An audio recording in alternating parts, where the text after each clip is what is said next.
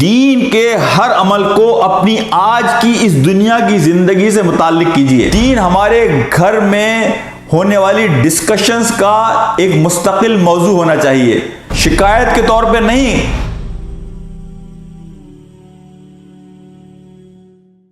دیکھیں، میں آج آپ کو 3 چیزیں بتاؤں گا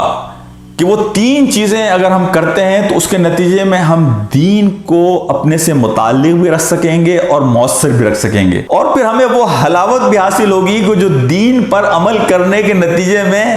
ہمیں خوشی محسوس ہونی چاہیے، جو ہماری زندگیوں میں ٹھہراؤ آنا چاہیے، یہ دنیا جس کے نتیجے میں ہماری جنت بنتی چلی جائے اور ہماری آخرت اس جنت کے نتیجے میں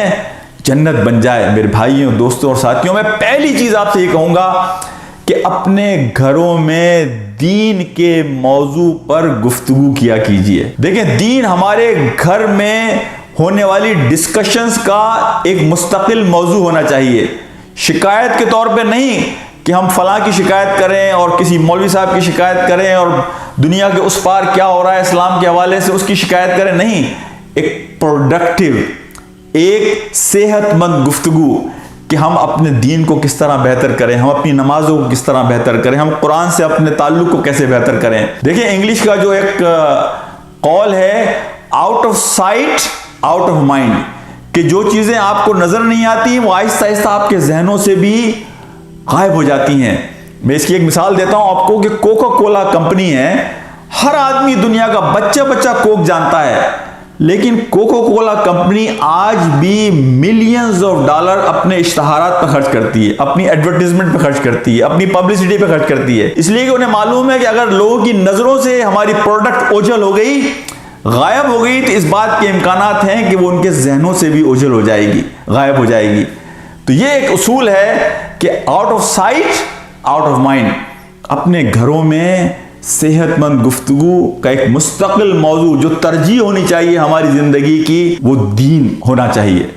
دوسری بات میں آپ سے یہ کہوں گا کہ دین پر عمل، دین کے ہر عمل کو اپنی آج کی اس دنیا کی زندگی سے متعلق کیجئے۔ مثال کے طور پر نماز، ہم نے نماز کو یہ سمجھ رکھا ہے کہ نماز شاید صرف اللہ میاں کو خوش کرنے کے لیے ہے، اس کا تعلق میری روزمرہ کی زندگی سے نہیں ہے، لہٰذا ہم نے نماز کو خالصتاً صرف اللہ کو خوش کرنے کا ایک ذریعہ بنانے کے لیے جو ایک ریچول ہوتے ہیں ایکسرسائز کے، ہم وہ کرتے ہیں۔ صحابہ کی زندگی میں نماز ان کی زندگی کا مرکز ہوا کرتی تھی۔ انہیں کوئی مسئلہ ہے، کوئی حاجت ہے، کوئی دعا ہے، کوئی شکوہ ہے، کوئی شکایت ہے، کوئی پریشانی ہے، وہ نماز کے وقت کا انتظار کرتے تھے کہ ہم اللہ کے سامنے کھڑے ہوں گے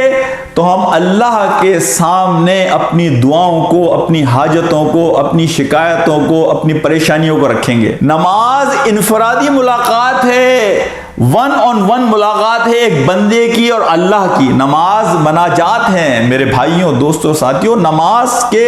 اس تعلق کو، اس پرسپیکٹو کو، اس ڈائمنشن کو اپنے ذہنوں میں بالکل کلیئر کیجئے۔ نبی پاک صلی اللہ علیہ وسلم سے کوئی ایک حدیث بھی ثابت نہیں ہے کہ جس میں آپ نے نماز کے بعد ہاتھ اٹھا کر دعا مانگی ہو۔ اس کی وجہ یہ تھی کہ آپ کی بیشتر دعائیں آپ نماز کے دوران مانگتے تھے،